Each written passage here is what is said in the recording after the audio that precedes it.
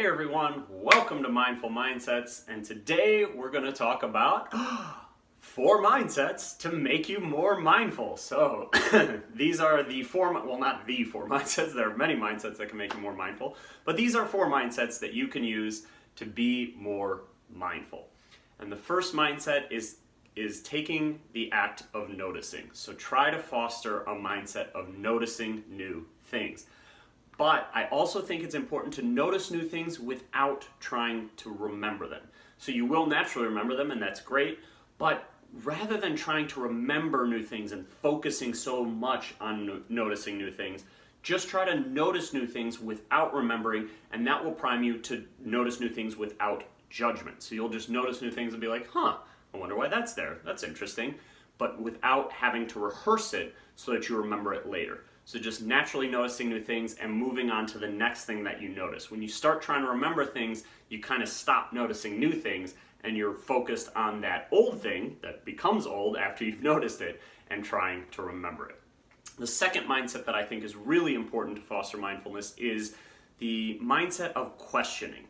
So questioning different assumptions, questioning your own beliefs, questioning different things in the world, but questioning without needing answers. So usually when we question things, we want the answer. What is the one right answer? What is the one true thing? What is the one thing about this? How can I identify this answer?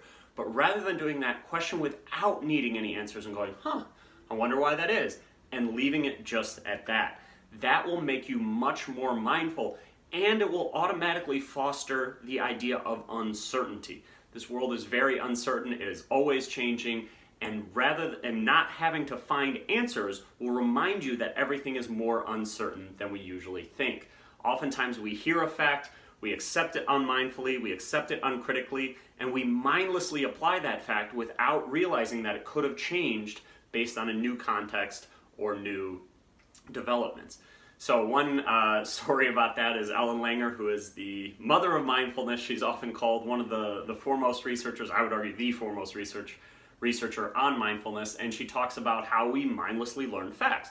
So if she went to Harvard and Yale, she's a brilliant woman, so of course she succeeded in school by remembering a whole lot of facts, and one fact she remembers is that horses don't eat meat, right? They're herbivores.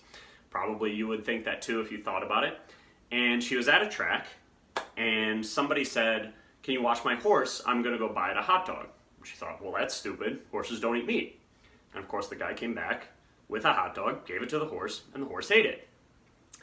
And she started questioning all these things that she had never questioned before without needing the answer. She thought, well, what does it mean that horses don't eat meat? Doesn't it depend on the type of horse? Doesn't it depend on how hungry the horse is? Doesn't it depend on how much meat it is mixed with grain? There are a whole host of things. How many horses did we study to say that horses don't eat meat, right?